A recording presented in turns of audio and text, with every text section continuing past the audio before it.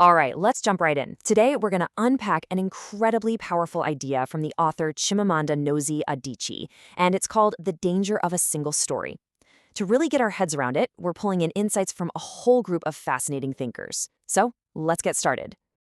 I mean, that's a powerful idea, right? What Adichie's really getting at here is that oversimplifying things isn't just inaccurate, it's actively dangerous. These single stories create the mental shortcuts that our brains use to decide who we trust, who we fear, and who we even allow to be a complicated human being. It's a framework that literally shapes the world we see. So, here's how we're going to break this down for you. First, we're going to look at why these simple stories are so dangerous in the first place. Then we'll dive into how they're actually constructed. After that, we'll make it personal and see how they affect us. And finally, and this is the important part, we'll talk about what we can actually do to break the habit. All right, section one. Let's get right to the heart of the problem. What is a single story, really, and what's the fundamental damage it causes? Okay, so you can think of a single story as a mental shortcut. It takes a messy, complex reality, a person, a place, an entire culture, and it just flattens it, makes it easy to digest. But here's the real danger. When that simplified version starts to feel like common sense, we're in trouble. Because that's the exact moment we stop asking questions, our curiosity just shuts down. And the cost of that flattening is huge. It's not just about losing details. You can think of it as a kind of theft. Thinkers like Edward Said would say the first thing stolen is our agency, the power to tell our own stories. Toni Morrison would point to complexity, the right to be seen as a whole, messy, contradictory human, not just a symbol.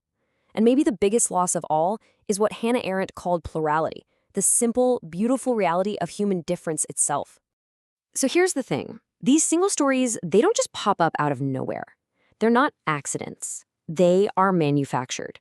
In fact, our sources describe it as a kind of machine, a powerful four-part machine that just churns these things out.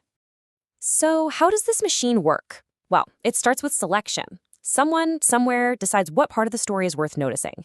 Then comes repetition with authority. Powerful institutions, the media, the education system, repeat that selected story over and over until it feels like the absolute truth. And it sticks for two main reasons. One, it usually helps keep existing power structures in place. And two, it feeds our own deep human hunger for simple, certain answers in a world that feels incredibly complicated. And today, well, you guessed it, technology has put this machine on steroids. As the sociologist Zeynep Tufekci explains, algorithms aren't just a neutral mirror showing us what's happening. They actively create the world we see. They learn what triggers us, what makes us angry or afraid, and they feed us personalized single stories that feel intensely true because they feel like they found us. And this is where it gets really tricky because it stops being about information and starts being about our identity. A single story becomes a kind of social password. You repeat it to signal you're on the right team, that you belong. And before we even realize it, the question we ask ourselves changes from, is this true, to, will repeating this keep me safe inside my group?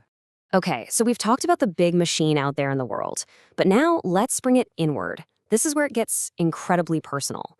How do these powerful external narratives actually get inside our own heads and start shaping who we think we are? A perfect example of this is the savior story you often see in charity work or travel. You know the one. An outsider swoops in to help. And it feels really good for the savior, right? It's a quick emotional reward. But it's a single story that turns the people being helped into props. Real solidarity, on the other hand, is the total opposite.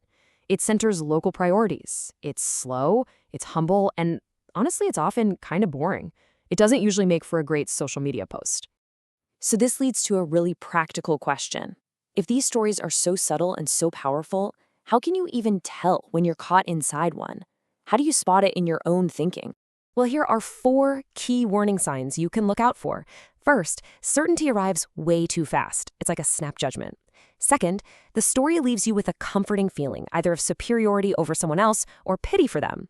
Third, there are no contradictions. Everything is just a little too neat and tidy. And fourth, you catch yourself using cliches, those ready-made phrases that basically do your thinking for you. The writer James Baldwin just nails the stakes here. This isn't just some intellectual exercise. When we internalize a single story, either about ourselves or about other people, it literally becomes a cage. It limits our freedom, our potential, or very idea of who we can be. So fur in a cage, how do we break out? That's what this final section is all about. We're moving from the problem to the solution, to practical, empowering actions we can all take to start building a habit of complexity. So the roundtable came up with this fantastic toolkit. Think of it as your daily practice. Number 1, read widely, especially from writers who come from places you think you already understand. Number 2, interpret charitably. When you hear an opposing argument, don't look for its weakest point to attack. Instead, ask yourself, what's the strongest possible version of this view? 3, build an evidence habit.